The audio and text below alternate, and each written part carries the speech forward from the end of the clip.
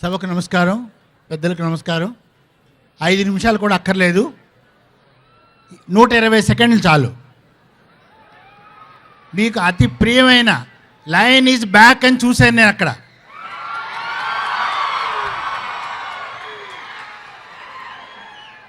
ప్రజాస్వామ్య వ్యవస్థలో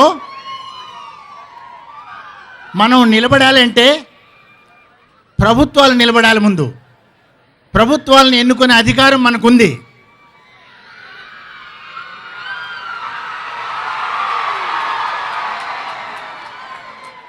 రాజ్యాంగబద్ధంగా సృష్టించిన ఈ ప్రజాస్వామ్య వ్యవస్థను ఆ రోజు రాత్రి నాశనం చేశారు.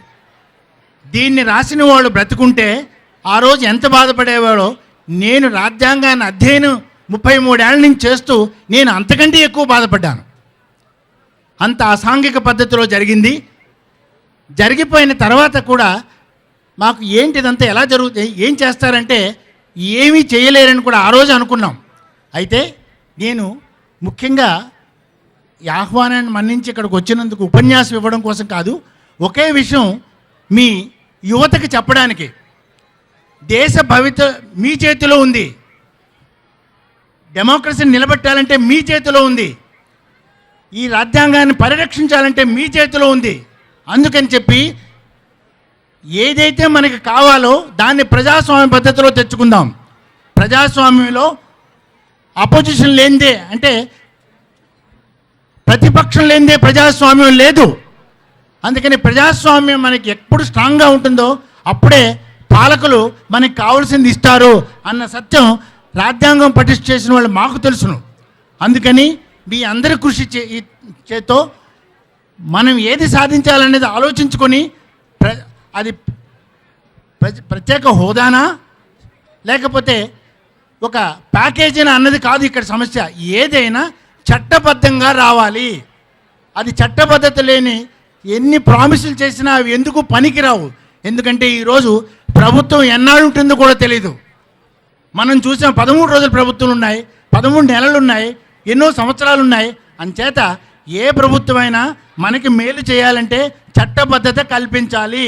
ఆ చట్టబద్ధత రాజ్యాంగపరంగా ఒక చట్టపరంగా కల్పించినప్పుడే మనం నిజంగా అభివృద్ధి సాధించగలం.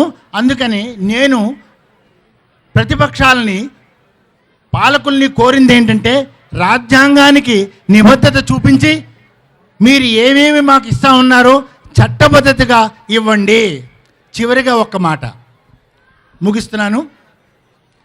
ఆ రోజు నన్ను వైస్ ఛాన్సలర్ చేసినప్పుడు రాజశేఖర్ రెడ్డి గారు పిలిచారు నన్ను. నేను అడగలేదు, నాకెవరు వెనక లేరు. మాస్టారు ఇలా ఒక లా యూనివర్సిటీ పెడుతున్నాం, మీరు మొట్టమొదటి వైస్ ఛాన్సలర్గా ఉండాలి అన్నారు.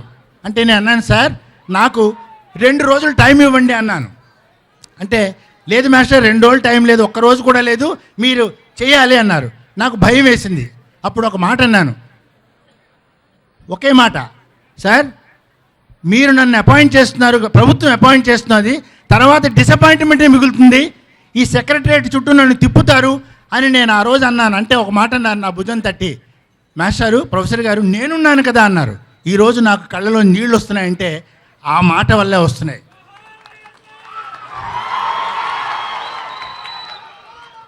యువత రాజకీయానికి అతీతంగా, నేను ఈ జిల్లాలో పుట్టినవాడిని, గజపతి నగరంలో ఉన్నవాడిని, నేను ఒక కార్పెంటర్ ఫ్యామిలీలో పుట్టాను, అతి బీద కుటుంబంలో పుట్టాను, ఒక వైస్ ఛాన్సలర్ అవుతానని నేను ఎప్పుడు ఊహించలేదు. అయితే ఆ రోజు ఆయన మాటతో నాకు బలం వచ్చింది. ఒక 2.5 సంవత్సరాలు పోరాడి ల్యాండ్ సంపాదించాను. అయితే అదొక గతం, యూనివర్సిటీ వచ్చింది. ఇప్పుడు దాన్ని నిలబెట్టాలని నేను కోరుకుంటున్నాను. అది మనందరి బాధ్యత. ఈ ప్రత్యేక హోదా, ఈ చట్టబద్ధత ఇవి కలిగాయి అనుకోండి, అలాంటి విశ్వవిద్యాలయాలు ఎన్నైనా నిలబడతాయి. ఈ అవకాశం నాకు ఇచ్చిన మీ అందరికీ, తర్వాత నన్ను ఈ స్టేజ్లో నిలబెట్టిన దివంగత నేత రాజశేఖర్ రెడ్డి గారికి హృదయపూర్వకంగా నివాళులర్పిస్తూ నమస్కారం చెప్తున్నాను.